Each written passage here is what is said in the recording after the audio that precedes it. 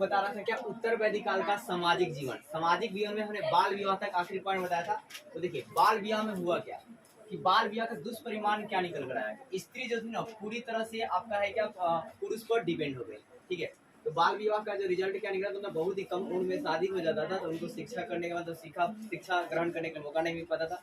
तो ऐसे में जो स्त्री है पूरी तरह से किस पे डिपेंड हो जाती है, पुरुष जो है पुरुष पे डिपेंड हो जाती है। तो है क्या बाल विवाह का जो दुष्परिणाम है क्या कि स्त्री जो है पुरुष पर निर्भरता के रूप में क्या जी प्राप्त होता है।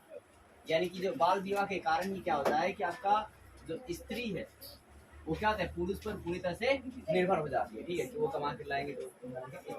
क्यों भाई ऐसा क्यों हुआ, क्योंकि तो कम एज में क्या हो गया शादी हो गया, अब उसे कुछ करने का मौका नहीं मिला। आप मतलब मान के चलिए आपके घर की किसी लड़की का क्या कहते हैं कि मैट्रिक पास करते ही शादी कर दिया, क्या कोई जॉब ले लेंगी या कुछ कर पाएंगे, नहीं कर पाएंगे। वक्त देना पड़ेगा, उन्हें भी समय देना पड़ेगा। जिस तरह लड़कों को मतलब वक्त दिया था ना उसे लड़कियों को भी देना पड़ेगा।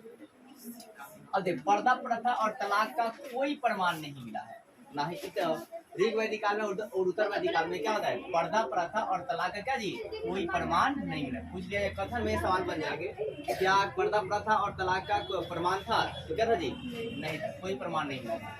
और देखिए पूर्व वैदिक काल में जो गिफ्ट दिए जाते थे, जो उपहार दिए जाते थे स्वेच्छा के अनुसार, ठीक है ना, मतलब अपने क्या बोलते हैं लड़की को विवाह करते समय जो गिफ्ट दिया जाता था उसे बहुत कहते थे। क्या बोलते थे बहुत। ठीक है, पूर्व वैदिक काल में, पूर्व वैदिक काल मतलब ऋग वैदिक काल में। ठीक है, तो उसको क्या कहा जी बहुत कहा गया। अब ये जो गिफ्ट है ये आगे चल कर क्या होता है दहेज में बदल जाता है। किस बदला जी दहेज में बदल जाता है। मतलब ये जो आपका बहुत व्यवस्था है ये आगे चल किस बदला जी दहेज में बदलता है। आगे चलकर मतलब उत्तर वैदिक काल में। और आज भी लोग इसका जो है उपयोग करते हैं। कई लोग तो तैयारी इसलिए करते हैं ताकि मतलब अच्छे दहेज मिल जाए। तो मैं आपको बता दूं कि एक तरह से जो दहेज की डिमांड करते हैं वो धरती पर बोझ है, क्योंकि ईश्वर ने आपको 206 हड्डियां दी है इस शरीर में, और फिर आपके पास इतना मतलब दिमाग भी दिया है, तो उस दिमाग का क्या फायदा जब आप दहेज दे रहे हैं। क्योंकि एक मतलब जो गिफ्ट था वो लड़कियों को दिया जाता था ना लड़के को गिफ्ट किसे देना चाहिए, नाम रहेगा लड़की को दिया जा रहा है लेकिन यूज कौन करेंगे, लड़के को दिया जाता है लेकिन लड़की करती लड़की यूज करती है। अच्छा फ्रीज मिलेगा। अच्छा बताइए जो बुलेटवा मिलता है तो उसको यूज कौन करता है, लड़की चलाती है। फ्रीज कूलर ही सब मिलेगा, लड़का तो ऑफिस चला जाएगा, रहेगा कौन। चलिए अब ठीक है, मतलब मन बना लिए कि दहेज लेना है क्या। नहीं देखिए लड़कों को इतना कमा लेना चाहिए कि दहेज लेना ना पड़े, लड़कियों को भी इतना काबिल बन जाना चाहिए दहेज देना ना पड़े। दोनों तरफ तुलनात्मक रूप से सही होना है। देखिए उत्तर वैदिक काल में बहुपत्नी प्रथा क्या है प्रारंभ होता है। अब जब उत्तर वैदिक काल में बहुपत्नी प्रथा प्रारंभ होता है ना तो स्त्री की जो गिरावट है और भी नीचे आ जाती है। ऋग वैदिक काल में स्त्री जो है उसका गिरावट नहीं था, समान स्थिति था, लेकिन जैसे उत्तर वैदिक काल आता है स्त्रियों की स्थिति में थोड़ा गिरावट देखने को मिलती है। ठीक है, अब यहाँ क्या हुआ कि बहुपत्नी प्रथा हो गया, मतलब एक इंसान जो है ना बहुत सारे औरतों से क्या करेगा जी शादी करेगा। ठीक है, अब शादी करेगा। अब इसका उदाहरण मिलता है अथर्ववेद में एक उल्लेख किया गया है कि जो ऋषि हरिश्चंद्र थे, ऋषि कौन थे जी हरिश्चंद्र थे, ये 100 शादियां किए। तो ऋषि हरिश्चंद्र कितने शादी किए जी 100 शादियां किए थे। ठीक है, तो आपका पूछ लिया जाएगा कि ऋषि हरिश्चंद्र कितने शादियां किए थे 100 शादियां। ये उल्लेख कहाँ मिलता है अथर्ववेद में। कहा जी उत्तर वैदिक काल किसे उत्तर वैदिक काल का जो टाइम पीरियड है ना वो आपका 1000 से 600 बीसी के टाइम पीरियड को कार्य को उत्तर वैदिक काल कहते हैं। और ऋग वैदिक काल जो है 1500 से 1000 बीसी को ऋग वैदिक काल कहा जाता है। अब पूरा वैदिक काल जो है 1500 से बीसी से 600 बीसी काल को पूरा वैदिक काल कहा जाता है। पूर्व वैदिक काल और उत्तर वैदिक काल। हाँ, वैदिक काल के दो भाग हैं। वैदिक काल कितना है तो 1500 से 600, इसके दो भाग बढ़ गए। एक ऋग वैदिक काल 1500 से 1000 तक चला। ठीक है ना, यहाँ पर तक सही था, यहाँ तक समाजें सही चल रही थी, कुछ दिक्कत नहीं था। लेकिन जैसे क्या होता है कि आपका 1000 से 600 ये आता है उत्तर वैदिक काल, यहाँ पर क्या समाज में बदलाव आता था। जो ऋग वैदिक काल था वहाँ पर जो था जन्म जो है ना वो कर्म पर आधारित था, लेकिन जैसे उत्तर वैदिक काल आता है वहाँ की जो समाज है वो जन्म पर आधारित हो जाता है। और जब जन्म पर रहेगा तो उसी टाइम बोल दिया जाता है कि जब दुनिया जो है ना प्रलय में जाना है, प्रलय दुनिया का सियोर है, होने वाला अंत होने वाला। अब है क्या देखिए मतलब ये गिरावट जो है ना तुलनात्मक रूप से था। जैसे एक उदाहरण समझिए, शतपथ ब्राह्मण में स्त्री को पुरुष का अर्धांगिनी कहा गया। क्या कहा जी? पुरुष का क्या जी? अर्धांगिनी कहा। सवाल पूछ लेते हैं, स्त्री को पुरुष का अर्धांगिनी किसमें कहा गया है? शतपथ ब्राह्मण। ये किताब का नाम है शतपथ ब्राह्मण। अब आगे देखिए, उत्तर वैदिक काल में प्रमुख स्त्रियां कौन कौन थी? गार्गी, मैत्री, वेदवती, सुबला, कात्यायनी, काशकृत्यनी इत्यादि का उल्लेख मिलता है। तो पूछ लिया जाए, उत्तर वैदिक काल में किस प्रमुख स्त्रियों का उल्लेख मिलता है? तो गार्गी का, मैत्रिणी का और वेदवती का और सुबला का और कात्यायनी का और काशकृत्यनी का उल्लेख मिलता है। फिर इसी प्रकार पूर्व वैदिक काल मतलब ऋग्वैदिक काल के ऋग्वेद में मैत्री, कात्यायनी, गार्गी और लोपा भुद्रा, शिकाता, अपला, विश्वधारा इत्यादि स्त्रियों का क्या था जी? उल्लेख मिलता है। तो पूछ लीजिए, पूर्व वैदिक काल में या ऋग्वैदिक काल में किस स्त्रियों का उल्लेख जो है मिलता है? तो मैत्री का, यहाँ देखिए, यहाँ मैत्रेयी है, यह क्या जी? मैत्री, कात्यायनी, वहां भी कात्यायनी था, ठीक है ना। तो ये भी पूछा, दोनों में किसका उल्लेख मिलता है? किसका जी? कात्यायनी और गार्गी का पूरे वैदिक काल में उल्लेख मिलता है। अब हमारा आगे जो टॉपिक है ना, वो है क्या? विवाह के प्रकार। तो मनुस्मृति के अनुसार या उत्तर वैदिक काल में विवाह के कितने प्रकार थे? तो 8 प्रकार थे। कितने जी? 8 प्रकार। जिसमें से पहले 4 जो विवाह थे वो प्रशंसनीय थे, मतलब पहले 4 विवाह को स्वीकार किया गया है और बाद वाले 4 विवाह को उसे स्वीकार नहीं किया गया, उसे निंदनीय माना जाता है, उसे अच्छा नहीं माना जाता है, खराब माना जाता है, ठीक है। अब वो कौन 4 विवाह है जिसे अच्छा माना गया, कौन 4 विवाह जो अच्छा नहीं माना गया? देखिए, पहला है ब्रह्म विवाह। क्या जी? ब्रह्म विवाह। तो ब्रह्म विवाह का मतलब क्या है? कन्या को है ना, वयस्क मतलब आपका है होने पर उसके माता या पिता के द्वारा अच्छा वर ढूंढकर उसे शादी कर देना क्या कराता है? ब्रह्म विवाह कराता है। जैसे कि आज जमाने का था जी, मतलब ढूंढा जाता है अच्छा, मतलब किसी को, ठीक है, उसके बाद क्या जी? शादी किया जाता है, तो उससे शादी को कहा जाता है ब्रह्म विवाह। क्या बोलते हैं? ब्रह्म विवाह, ठीक है। तो कन्या के वयस्क होने पर, ठीक है ना, मतलब पूरा उम्र होने पर, बाल विवाह नहीं, ठीक है। कन्या के वयस्क होने पर या एडल्ट होने पर माता और पिता के द्वारा योग्य वर, क्या जी? योग्य मतलब लायक, जो उसका ख्याल रख सके, योग्य वर खोज कर उसका विवाह करना ही क्या जी? ब्रह्म विवाह कहलाता है। ये डेली लाइफ वाला है, समझ रहे ना जी। एक बार मतलब आप सोचा ब्रह्म विवाह क्या होता है भाई? तो मतलब किसी माता पिता के द्वारा अपनी लड़की का जो है अच्छा मतलब दूल्हा खोज कर शादी कर देना, ब्रह्म विवाह कहलाता है। अब एक देव विवाह की बात करते हैं। तो भाई क्या, यज्ञ कराने वाले जो पुरोहित होते हैं, मतलब जो ब्राह्मण होते हैं, ठीक है, यज्ञ नहीं करवाते हैं, तो उनसे शादी करना देव विवाह कहलाता है। क्या जी? देव विवाह कहलाता है। तो क्या, यज्ञ करने वाले पुरोहित के साथ कन्या का विवाह करना क्या कहलाता है? देव विवाह कहलाता है। यज्ञ समझ रहे ना जी, वहां हम कराते हैं।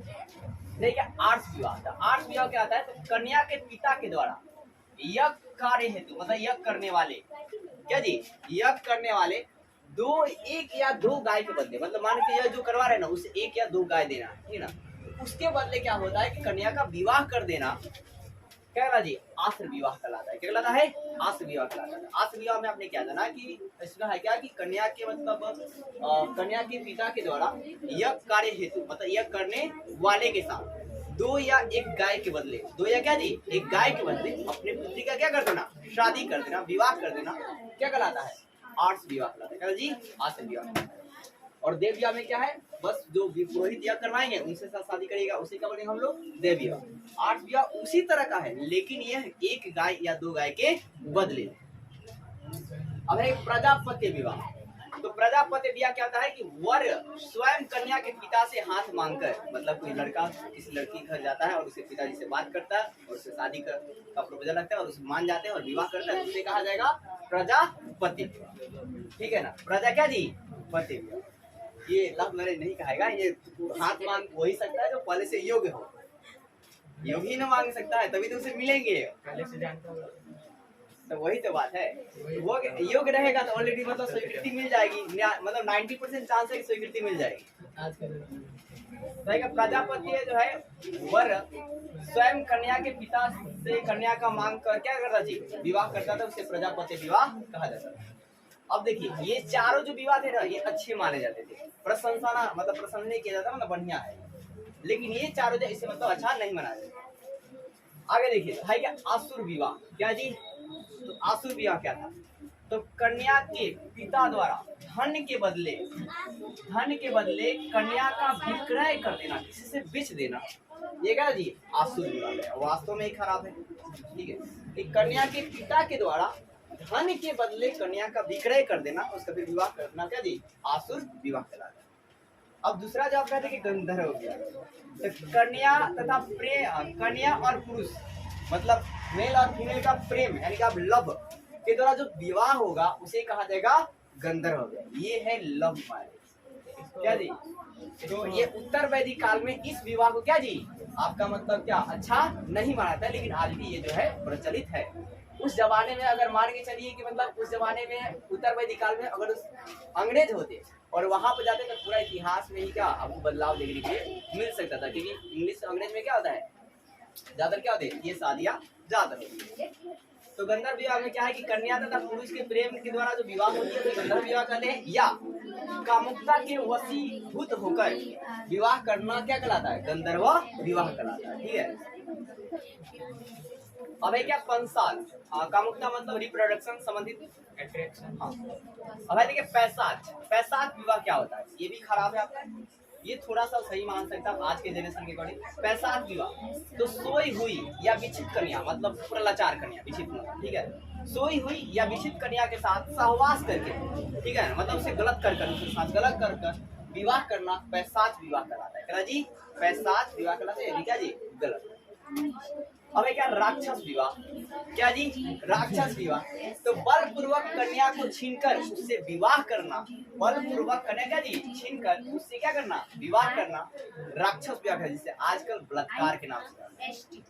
ठीक है, प्रेजेंट टाइम में मतलब किसी को बलपूर्वक किसी को आप ऐसी कर रहे हो शादी कर धमका रहे फलना ढिमका, ठीक है, उसे राक्षस विवाह कहा जाएगा। क्या कहा जाएगा राक्षस विवाह। अब देखिए हमारा टॉपिक है उत्तर वैदिक काल का खान पान, क्या जी खान पान। तो खान पान में क्या हुआ विशेष परिवर्तन देखने को नहीं मिला, जो खान पान लगभग ऋग्वैदिक काल में था वही खान पान आपका उत्तर वैदिक काल में थे, बस थोड़ा सी जानकारियां हो गई क्या। परंतु उत्तर वैदिक काल में लोगों को नमक चावल मछली की भी क्या हुई जानकारी, ठीक है, उत्तर वैदिक काल के लोगों को नमक चावल और मछली क्या जी जानकारी हो गई। और पूरे वैदिक काल के जो लोग थे उनको बाघ और हाथी की भी जानकारी। तो क्या मतलब पूरे वैदिक काल के लोग को बाघ और हाथी जानकारी थी, कथन है क्या जी सही है। ऐसे कथन वाले में सवाल जाएगा नहीं जाने। अब आगे देखिए जी उत्तर वैदिक काल में आर्थिक जीवन, क्या जी आर्थिक जीवन। तो देखिए ऋग्वैदिक काल में ज्यादातर जो महत्व है ना पशुपालन को दिया गया, तो दिया गया पशुपालन को, क्योंकि गाय के माध्यम से ही ना मतलब वहाँ पर मतलब व्यापार होता था, व्यापार जो किस माध्यम से गाय के माध्यम से होता था। और वहाँ पर मतलब जो है कि गोत्र शब्द का अर्थ भी निकाला गया, क्या जी गौशाला, क्या जी गौशाला निकाला गया। गौशाला मतलब जिसमें गौ को पाला जाता है, ठीक है। लेकिन उत्तर वैदिक काल में क्या होता है कि मतलब पशुपालन से लोग जो है कृषि की ओर बढ़ते हैं और उस तरह का जो है कृषि का महत्व क्या होता है उत्तर वैदिक काल में ज्यादा जो है महत्व बढ़ जाता है। लेकिन ऋग्वैदिक काल में महत्व किसका ज्यादा है, किसका जी पशुपालन का।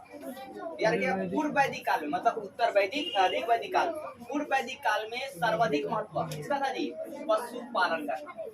और दूसरा पेशा क्या था कृषि था, पहला पेशा पशुपालन, दूसरा क्या था जी कृषि। और तो कृषि दूसरा पेशा था और कृषि का महत्व क्या जी ज्यादा नहीं, ठीक है, कृषि का महत्व पूर्व वैदिक काल में ज्यादा नहीं था। लेकिन जैसे उत्तर वैदिक काल आता है कृषि की अर्थव्यवस्था के प्रमुख केंद्र जो है क्या जी स्थापित की जाती है। मतलब उत्तर वैदिक काल में कृषि का महत्व क्या है ज्यादा है, ऋग्वैदिक काल में किसका था पशुपालन का। शब्दों को ध्यान रखिए, ऋग्वैदिक काल में पशुपालन और उत्तर वैदिक काल में कृषि का। अब कृषि का ज्यादातर महत्व क्यों बढ़ गया भाई साहब, क्योंकि लोहे की खोज हो गई।